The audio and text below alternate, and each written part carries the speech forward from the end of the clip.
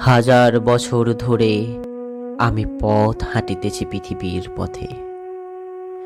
সিংহল সমুদ্র থেকে নিশীথের অন্ধকারে মালয় সাগরে অনেক ঘুরেছি আমি। বিম্বিসার অশোকের ধূসর জগতে সেখানে ছিলাম আমি। আরও দূর অন্ধকারে বিদর্ভ নগরে আমি ক্লান্ত প্রাণ এক। চারিদিকে জীবনের সমুদ্র সফেন। আমারে দুদণ্ড শান্তি দিয়েছিল নাটোরের বনলতা সেন।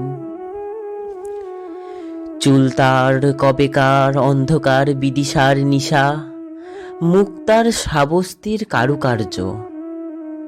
অতি দূর সমুদ্রের পর হাল ভেঙে যে নাবিক হারায়েছে দিশা।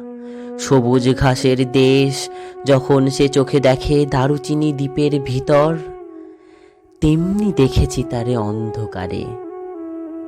বলেছে সে, এতদিন কোথায় ছিলেন? পাখির নীড়ের মতো চোখ তুলে নাটোরের বনলতা সেন।